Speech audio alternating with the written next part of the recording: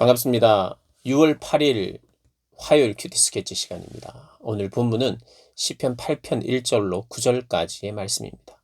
오늘 본문이 이렇게 시작합니다. 여호와 우리 주여, 주의 이름이 온 땅에 어찌 그리 아름다운지요. 주의 영광이 하늘을 덮었나이다. 주의 영광이 하늘을 덮었다. 시인의 고백입니다. 온 세상을 바라보니까 참으로 아름답다는 겁니다. 창조주 하나님의 그 창조의 솜씨도, 그리고 그 창조의 질서 안에 땅과 온 만물이 움직여지는 것을 볼 때에, 그것을 묵상하고 생각할 때에 창조주의 위엄을 참으로 참 장엄한 그런 하나님의 위엄을 경험하게 되죠. 그래서 이렇게 고백할 수밖에 없게 됩니다. 온 땅에 그리 아름다운 주의 이름이, 주님의 이름이 들어가지 않은 곳이 없는 거예요. 주님의 하신 일과 그 하나님 자체가 이 온 땅에 충만하게 있다는 겁니다. 그래서 믿음은 예전에는 보지 못했던 것을 보게 됩니다. 믿음이 없었을 때는 볼 수 없었던 것 보게 되죠. 그게 뭡니까? 창조주 하나님이에요. 창조주 하나님. 자연만 봐도 그렇습니다. 이 엄청난 이 자연의 그 위엄을 보게 되면 창조주를 빼놓고 설명할 수가 없어요. 창조주를 빼놓고 설명할 수 없다 보니까 자연 자체를 신격화하기도 하죠. 사람이 할 수 있는 게 그게 다예요. 정말 정직하게 하늘의 별들을 보고 또 땅의 온 만물들을 보고 하나님이 주신 생명체들을 보면서 창조주를 엮지 않고 설명할 길이 없습니다. 그러니까 자연은 그냥 자연이다. 자연을 신으로 신격화합니다. 그래서 자연을 신으로 만들어 놓잖아요. 정직하게 보면 그렇습니다. 정직하게.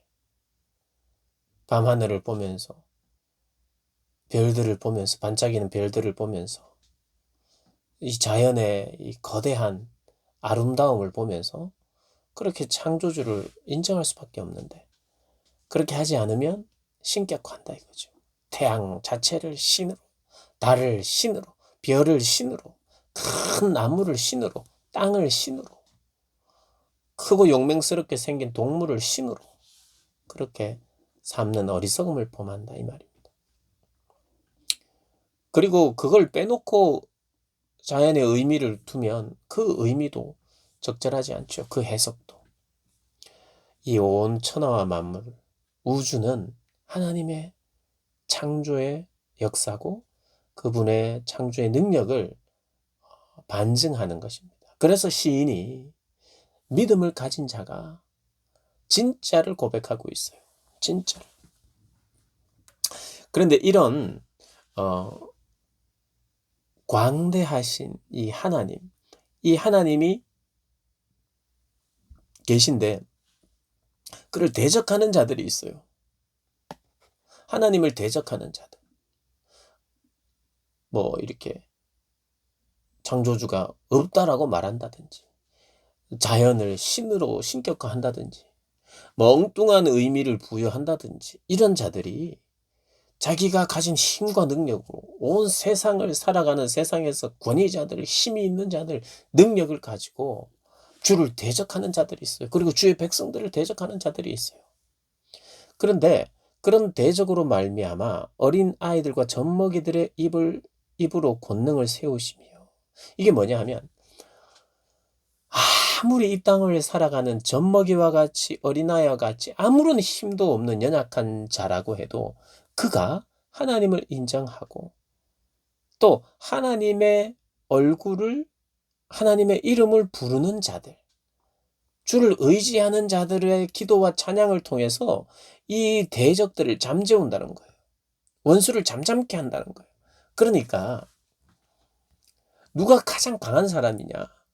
세상에서 아무리 강하다고 말해 본들 어린 아이, 젖먹이의 젖먹이가 하나님을 의지하는 자가 더 강하다는 거예요. 젖먹이라 할지라도 그가 하나님을 의지한다면 그게 더 강한 자라는 거예요.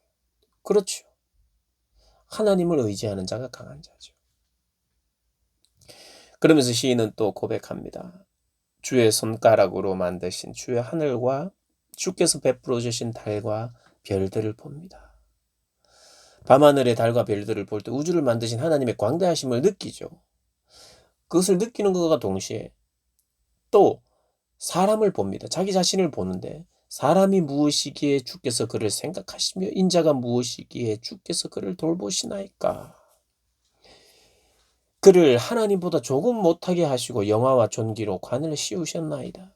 이게 무슨 말입니까? 주의 하늘과 베풀어 주신 달, 별, 달과 별들을 이 세상의 사람들은 강하게 귀하게 봅니다. 그런데 하나님이 그것을 만드신 거예요. 그걸 찬양합니다. 이 아름다운 세계를 만드셨어요. 그러나 그럼에도 불구하고 너희 사람, 하나님이 사랑하는 인자,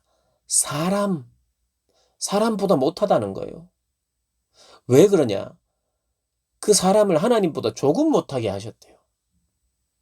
영화와 존귀로 관을 씌우셨고 주의 손으로 만드신 것을 다스리게 하시고 만물을 그의 발 아래 두셨으니 이 사람을 이 만물을 다스리는 자로 두셨기에 만들어진 해와 달과 별과 온 자연이 그 발 아래 있다는 거예요. 그러니 그렇게 위험 있게 보이는 그 창조물도 인간보다 못하다는 거예요. 하나님이 표현하시는 것은 하나님보다 조금 못하게 영화와 존귀로 관을 씌우신 존재가 사람이라는 거예요. 그 사람을 향한 하나님의 사랑, 엄청난 하나님의 사랑, 우리를 수단으로 여기지 않고 목적으로 여기시는 하나님, 우리를 위해서 애를 쓰시고 우리에게 가장 복된 것이 무엇인지를 알려주시고 그 복된 대로 하지 못할 때 그분은 자신을 희생해서 구원이 이루어지게 하고 회복이 이루어지게 하시는 하나님이세요. 그래서 하나님의 특별한 사랑과 관심을 받고 있다는 것을 오늘 본문이 이야기합니다. 그러니까 시인은 이거예요. 온 천하 만물을 바라볼 때 하나님을 창조주로 인정할 수밖에 없고 그 창조주 하나님을 대적하는 그들이 아무리 강하다 할지라도 어린 아이, 젖먹이와 같은 그 아이가 그들보다 더 귀하고 강하다. 이렇게 이야기하면서 사람, 젖먹이와 아이를 포함한 모든 사람을 향한 하나님의 관심과 사랑이 얼마나 큰지를 보여주고 있는 거예요. 그래서 온 땅의 주의 이름으로 그렇게 가득하고 아름다운데 그 중에 사람을 영광스럽게 지으신 하나님께 감사하고 또 그럼으로 인해서 더욱더 주의 이름이 온 땅에 그리 아름답다고 고백하고 있는 것입니다.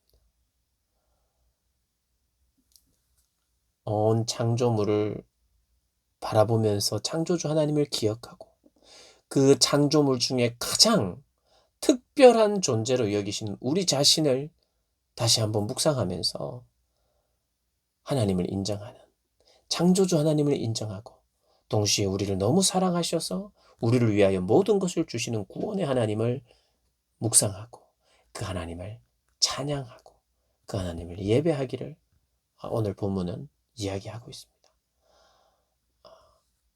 그렇게 창조주 하나님, 그 구원의 하나님을 묵상하고 찬양하시는 복된 여러분들 되시기를 주님의 이름으로 축복합니다.